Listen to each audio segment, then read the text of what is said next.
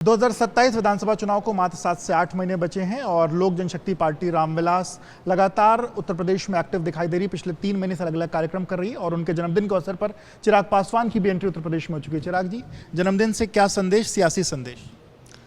आज का दिन सबसे पहले तो मेरे लिए व्यक्तिगत तौर पे बहुत महत्व रखता है। मेरे पिता की तमाम वो यादें बचपन से लेकर अभी तक की रह रह कर दिमाग में कौंधती हैं, पर हाँ, उन्हीं के विचारों को लेकर आगे बढ़ रहा हूँ।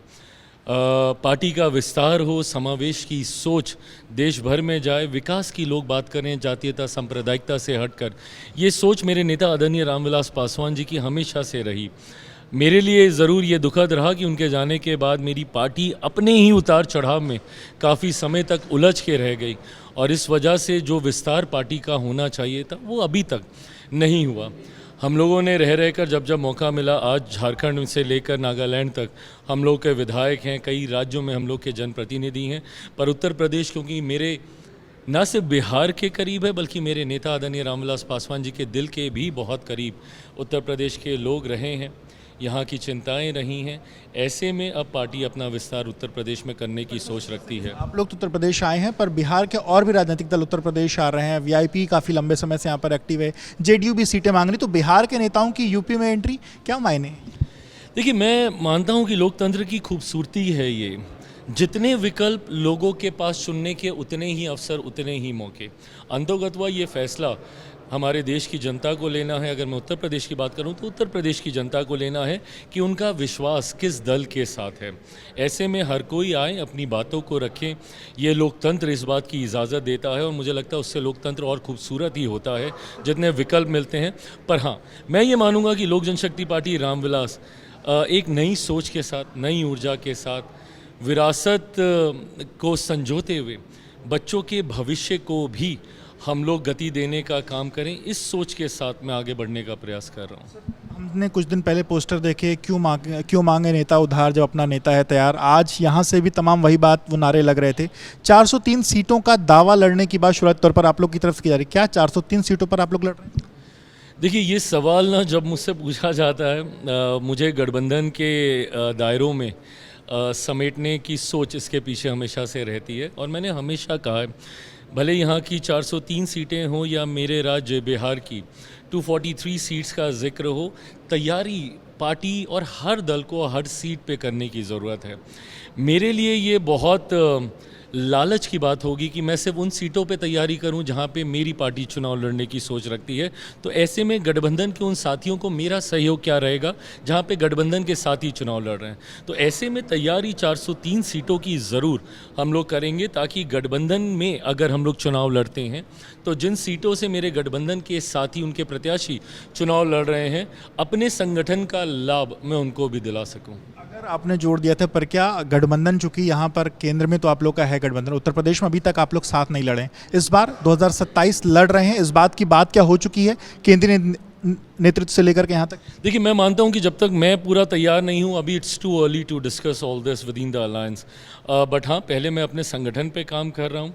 हम लोग केंद्र में हम लोग अलायंस में हैं, बिहार में हम लोग गठबंधन में हैं, झारखंड का चुनाव हम लोगों ने गठबंधन में लड़ा, पर नागालैंड का चुनाव जहाँ पे हमारे 2 विधायक हैं, हम लोगों ने गठबंधन में नहीं लड़ा था।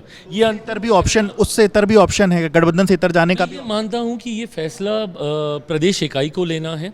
एक बार हम लोग संगठन की पूरी समीक्षा कर लें, कार्यक्रम अलग अलग जिलों में हो, लोगों का रुझान समझ में आने लगे, उसके बाद जो राज्य इकाई का प्रस्ताव होगा वो केंद्रीय संसदीय बोर्ड में उस पर अंतिम फैसला लेकर गठबंधन के साथ चर्चा की जाएगी। आपकी पार्टी महाराजा सुहेलदेव पासी को अपना जो मुख्य प्रमुख है वो बताती है, वहीं सुहेलदेव भारतीय समाज पार्टी उनको अपना बताती है, वो राजभर कहती है, आप लोग उनको पासी कहते हैं। ये जो राजनीति एक महापुरुष को लेकर के है, आप क्या मानते हैं, कौन थे?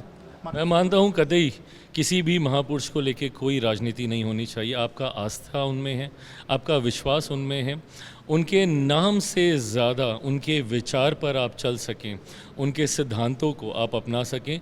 मैं इस सोच के साथ आगे बढ़ने का प्रयास करता हूँ। महापुरुषों को सम्मान देते हुए मैं जिस भेदभाव की राजनीति से दूर रखने की बात अपने आप को करता हूँ, मैं कतई इन विवादों में अपने आप को उलझाऊंगा भी नहीं। क्या लगता है वो राजभर थे या पासी थे? क्योंकि बार बार बात, जैसा मैंने कहा कि हर किसी की अपनी आस्था है, हर किसी का अपना विश्वास है। मैं जिस समाज से आता हूँ, मैं मानूंगा कि वो पासी समाज के सबसे महापुरुषों में से उनको हम लोग मानते हैं। और ऐसे में मैं पुनः दोहराऊंगा कि ये वो नाम हैं जिनको लेकर कतई किसी तरीके का कोई मतभेद कभी नहीं होना चाहिए। तिवारी का एनकाउंटर हुआ बिहार में, आप भी वहां पर गए, 3 दिन पहले उनके फैमिली से मिले और एनकाउंटर पर तमाम अलग अलग जो सवाल हैं वो वहां पर हो रहे हैं। उत्तर प्रदेश में भी एनकाउंटर पॉलिसी पर अलग अलग समय पर विपक्ष सवाल उठाता रहता है। ये जो एनकाउंटर पर सवाल विपक्ष बार बार करता है और बिहार में आप लोग भी सवाल उठा रहे हैं, कैसे क्या देखते हैं इस पूरी? देखिए, एनकाउंटर की सोच को समझना ज़रूरी है। ऐसे अपराधी जिन्होंने समाज में अत्याचार फैलाने का काम किया, उन्हें बख्शा कतई नहीं जाना चाहिए।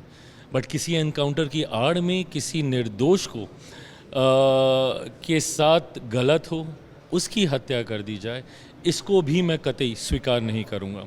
जितने दोषी हैं, कड़ी से कड़ी सज़ा मिलनी चाहिए। कानून का डर असामाजिक तत्वों में होना चाहिए, पर उसकी आड़ में कोई निर्दोष भी इसकी सज़ा ना पाए, ये जिम्मेदारी भी सरकारों की है। आपके बिहार में बांकीपुर में री इलेक्शन होने जा रहे हैं, बाई इलेक्शन होने जा रहे हैं और प्रशांत किशोर वहां पर चुनाव लड़ सकते हैं, इस बात की चर्चा है। कैसे देखते हैं अगर वो वापस से वहां चुनाव लड़? देखिए, हर दल प्रयास करेगा। प्रशांत जी ने पिछले विधानसभा में भी ये प्रयास किया अपने दल को एक पहचान दिलाने का, जो उस वक्त संभव नहीं हो पाया। पुनः उपचुनाव के माध्यम से अगर वे स्वयं अगर आते हैं, ये उनको फैसला लेना है, ये उनका इंटरनल उनके दल का मैटर है।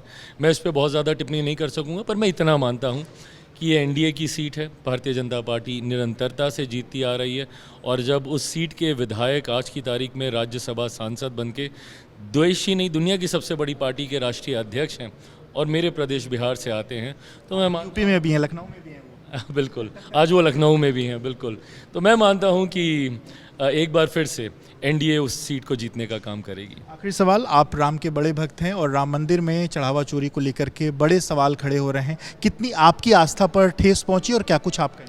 ज़रूर, ये बातें आपको चिंतित करती हैं, विचलित करती हैं।